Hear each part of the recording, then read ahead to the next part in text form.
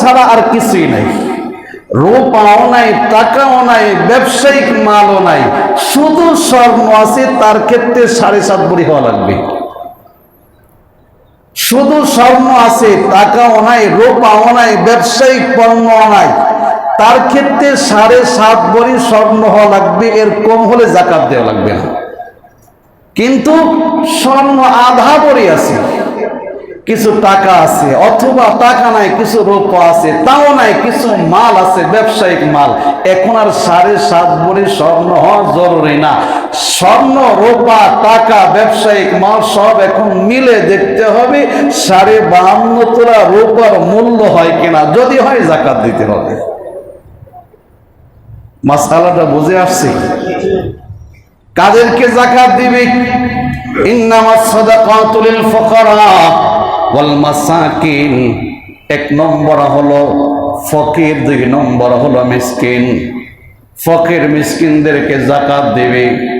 ফকির যদি আপনার আত্মীয় স্বজন হয়, গরিব যদি আত্মীয় স্বজন হয়, নিসাব পরিমাণ মালের মালিক না হয়, তাদেরকে যাকাত দিতে পারবেন।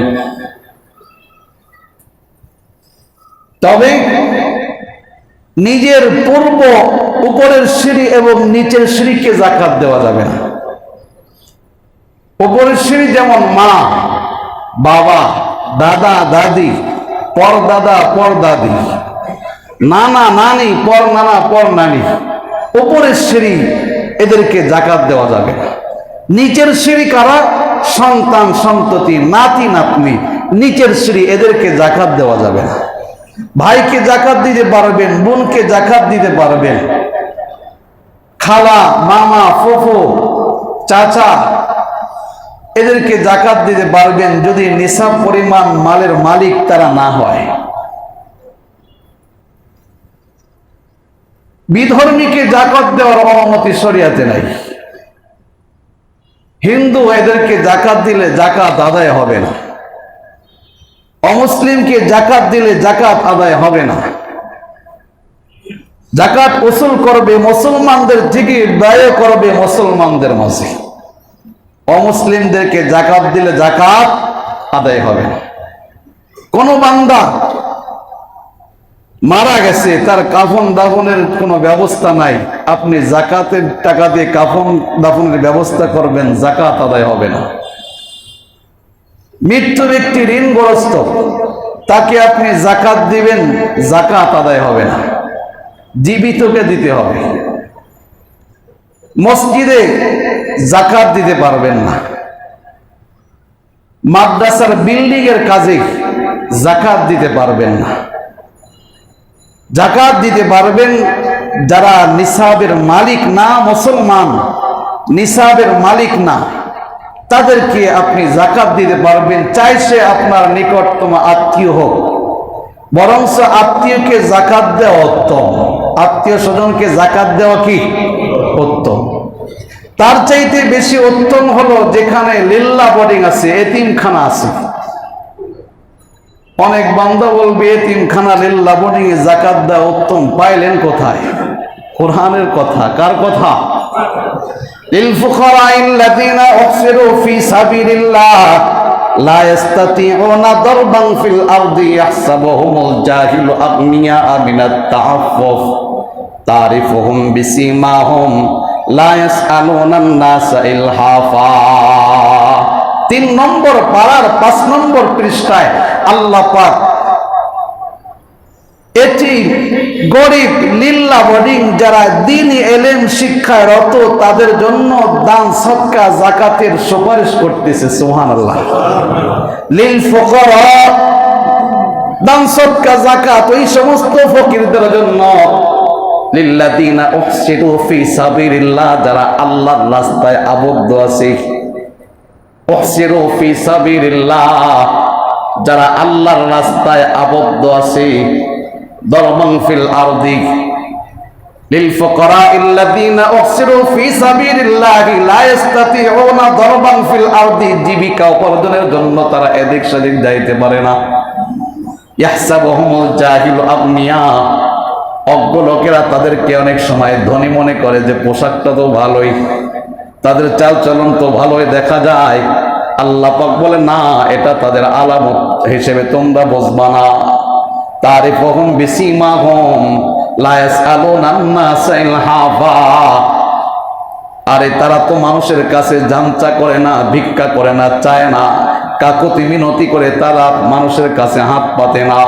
তারা এলেম অন্বেষণ নিয়ে ব্যস্ত থাকে, কোরআন সুন্নাহর এলেম অর্জন নিয়ে ব্যস্ত থাকে। সুবহানাল্লাহ।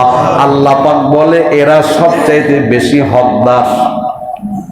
আয়াতটা যদিও নাজিল হয়েছে নবীন মাদ্রাসা আসহাবে সুফফা মাদ্রাসার ছাত্রদের জন্য।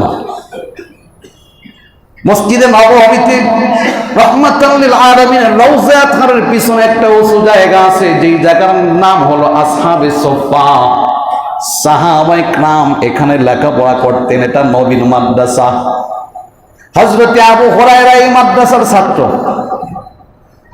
আবু হুরায়রা বলে, মুহাজির সাহাবী, আনসার সাহাবী ব্যবসা বাণিজ্য করত, কৃষি কাজ করত, কিন্তু আমি আবু হুরায়রার মতো কত সাহাবায়ে কেরাম ব্যবসা করতাম না, কৃষি কাজ কর্ম করতাম না।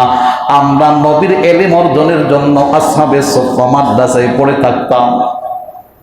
খানা দানার জন্য আমরা বাহিরে বের হইতাম না, ইলম অন্বেষণ নিয়ে ব্যস্ত থাকতাম। অনেক সময় হালাত তেমন হইতো, না খাইতে খাইতে ক্ষুধার যন্ত্রণায় বেহুশ হয়ে পড়ে যাইতাম আমি আবু হুরায়রা। পেটে ক্ষুধা, খাবার নাই। আবু হুরায়রা শুয়ে ছটপট ছটপট করত। আবু হুরায়রা বলে, মানুষ মনে করতো আমার মনে হয় মির্গি রোগ হয়েছে, এই জন্য ছটপট ছটপট করে, কিন্তু না, তারা জানে না আমার পেটে অনেক ক্ষুধার যন্ত্রণা, পেটে খাবার নাই, যার কারণে আমি ছটপট ছটপট করতেছি। মানুষগুলো জুতা নিয়ে আমার নাকে শুকাইতো, মনে করতো মির্গি রোগ হয়েছে, জুতা শুকাইলে মনে হয় ভালো হয়ে যাবে। আমার পেটে যে ক্ষুধার যন্ত্রণা মানুষ তো জানে না। এত কষ্টের পরেও জীবিকা অন্বেষণের জন্য আবু হুরায়রা নবীর মাদ্রাসা থেকে এদিক সেদিক বের হয় না। আবু হুরায়রা বলে, যদি জীবিকার জন্য বের হয়ে যায় আর নবী একটা হাদিস এই ফাঁকে বলে ফেলে, তাহলে হাদিসটা আমার থেকে ছুটে যাবে।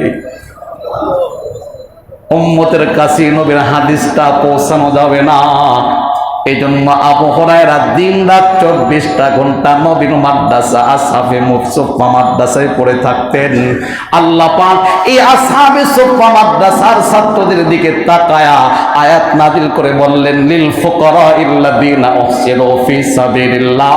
আরে যেই সমস্ত বান্দারা মাদ্রাসার মধ্যে পড়ে আছে, আল্লাহর রাস্তায় আবদ্ধ হয়ে রয়েছে, দিজি কন্ডিশনের জন্য এদিক সেদিক বের হয় না, আর যাকাত দান সদকা তারাই শ্রেষ্ঠ উপযুক্ত। ওই সমস্ত দরিদ্রের জন্য যাকাত এবং দান সদকা বেশি বেশি দান করবে। লিল ফুকারা ইল্লাযিনা উহসিরু ফি সাবিলিল্লাহ।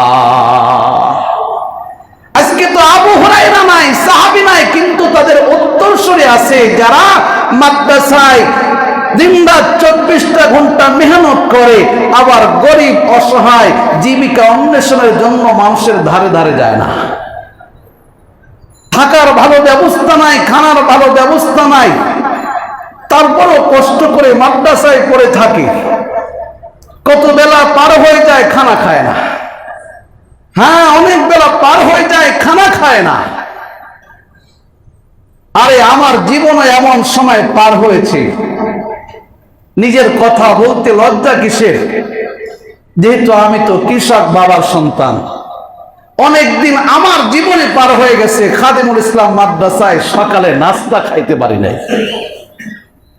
আল্লাহ পাক তো এখন আলহামদুলিল্লাহ অনেক দিয়েছে, কিন্তু ছাত্র বয়সে আমার জীবনে অনেক পার হয়ে গেছে, সকালে নাস্তা জোটে নাই। রাত্রে যে খাবার দিয়েছে কিছু পানিতে ভিজায় রাখছি, সকালবেলা মরিচ ডলা দিয়ে খেয়ে ফেলছি। এমন জীবন আমারও পার হয়েছে। এরকম অসংখ্য তালেব ইলম মাদ্রাসায় কষ্ট করে জীবিকা অন্বেষণের জন্য বাহিরে বের হয় না, বলে নবীর ইলম শিখবো, মানুষের কাছে প্রচার করব। আল্লাহ পাক বলে আরে সাহাবা ইকরাম নাই, এরা তো তাদের উত্তরসূরি, তারা দিনরাত 24টা ঘন্টা কোরআন হাদিস অন্বেষণের পিছনে মেহনত করতেছে। এই সমস্ত দরিদ্রদেরকে আগে দাও, এদের খানার ব্যবস্থাটা আগে করো, এদের বাসস্থানের ব্যবস্থাটা আগে করো, এদের ব্যাপারে সুপারিশ আল্লাহ পাক ভিন্নভাবে স্পেশাল ভাবে করলেন। সুবহানাল্লাহ বলেন। লিল ফুকারাইল্লাযীনা উহসিনু ফি সাবিলিল্লাহ, আল্লাহ পাক স্পেশাল ভাবে এদের জন্য সুপারিশ করছে।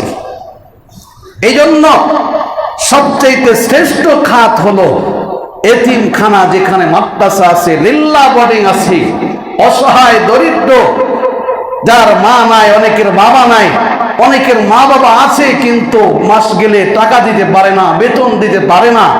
আল্লাহ পাক বলে এদের পিছনে খরচ করো, যাকাতের একটা অংশ এদেরকে দাও, এরা তোমার যাকাত দেওয়া জিনিস ভোগ করে এলেম শিখবে, এলেম পরবর্তীদের কাছে প্রচার করবে। সুবহানাল্লাহ। কাজেই যাদের যাকাত ফরজ হয়েছে, অনেকের কাছে ফরজ না হলেও যেহেতু মালিক সুপারিশ করছে, যেখানে এতিমখানা লিল্লাহ বোর্ডিং আছে, আমরা একটু সহযোগিতা করব তো ইনশাআল্লাহ, সহযোগিতা করব তো ইনশাআল্লাহ। আল্লাহ পাক সবাইকে তৌফিক দান করেন, বলুন আমিন।